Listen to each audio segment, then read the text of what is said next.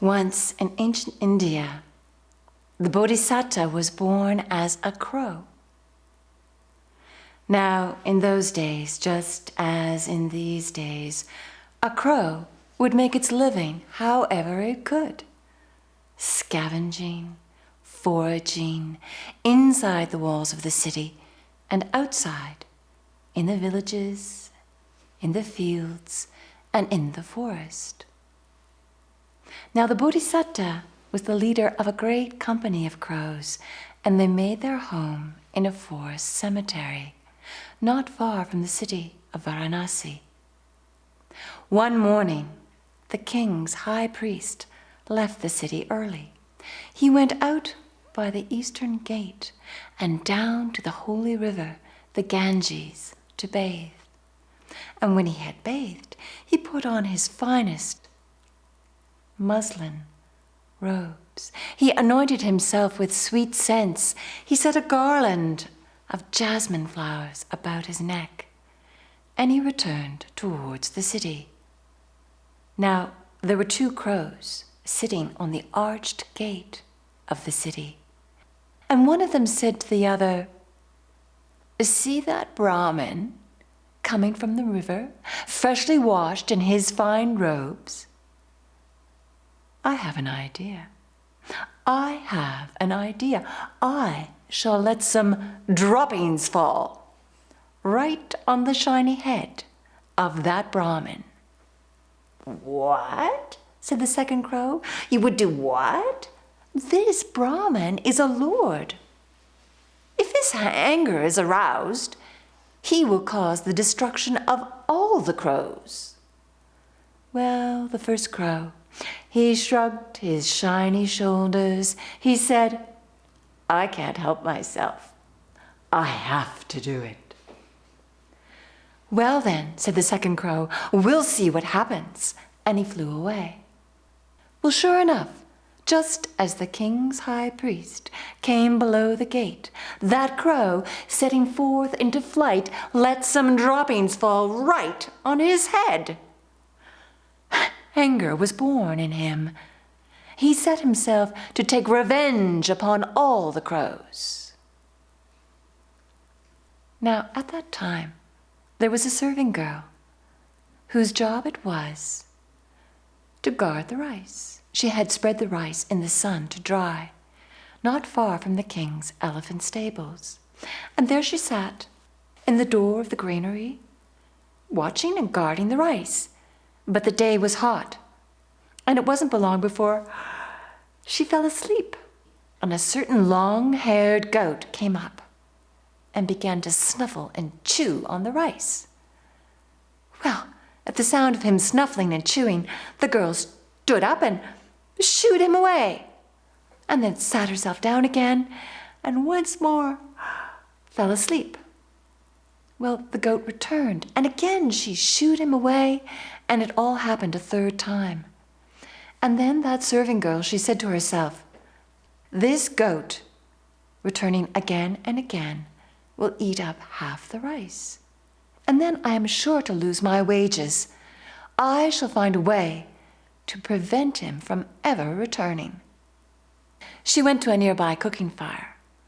She chose a long stick, smoldering at one end, and returned to her seat by the granary and pretended to fall asleep.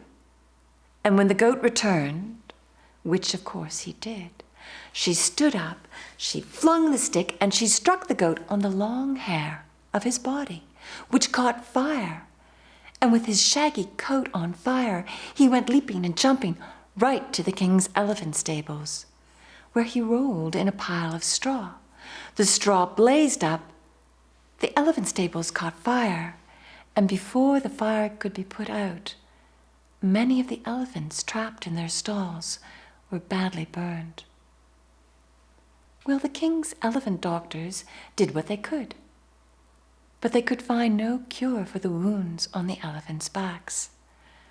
Now the king was very fond of his elephants, and he said to his Acharya, his high priest, he said, "Acharya, do you know any cure for the wounds on my elephants' backs?" "Sadhu, your majesty, I do. Crow's fat. Crow's fat will heal the wounds on your elephants' backs, only your majesty will have to slaughter a great many crows." "Very well," said the king. "Let the crows be slaughtered. Let their fat be rendered. Let us cure the wounds on my elephants' backs."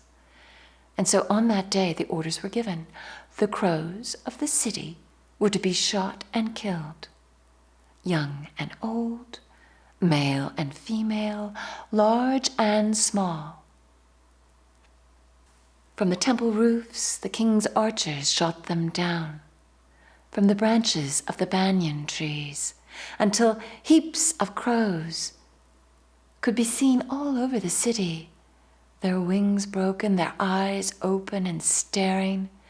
Well, they were gathered in carts and brought to the king's kitchen, where they were boiled up in great cauldrons, but so little fat was obtained as to be of almost no use at all. But still the orders continued. The crows of the city were to be shot and killed. And a great fear was born in the crows of Varanasi. One evening, one of the city crows left the city. He flew over the gates, over the villages, over the fields, right to the forest cemetery, where the Bodhisattva was king of the crows. He told the Bodhisattva what was happening. The Bodhisattva, king of the crows, flew up and alighted on a branch of the sal tree, and there he called to mind the 10 perfections. Dhanaparami, generosity. Kantiparami, patience. Silaparami, virtue. Panyaparami, wisdom. Satchaparami, truthfulness. Mettaparami, loving kindness. Adhitthanaparami, resolve. And among these, he chose loving kindness as his guide. He flew over the villages, over the fields, over the gates of the city, right to the king's palace, where he entered by an open window and alighted before the king's seat. Well, the king was just entering the chamber, and the Bodhisattva, king of the crows, hid himself under the king's throne. A serving man came forward to get that crow out, but the king said, "Let him be. Surely he is a messenger." Once more the Bodhisattva summoned loving kindness as his guide. He came out from under the king's throne, and he addressed the king. He said, "Your Majesty, I too am a king, and a great fear has been born in my people, the fear of death. Is it not true, Your Majesty, that the king of a people should take into account all details of a matter before choosing an action? Your Majesty, the king's high priest has fallen under the influence of anger. He has told you an untruth. He has said that crow's fat will heal the wounds on your elephants' backs. But the truth is, Your Majesty, crows have almost no fat at all." Well, the king was so moved to be addressed by this bright-eyed bird. He ordered that a royal seat be given to the king of the crows. Fresh water in a golden dish, sweet rice in a golden bowl.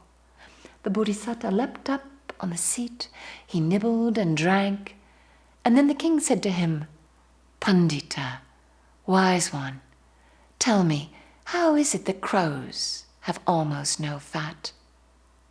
"Your Majesty, the answer is simple and I shall explain.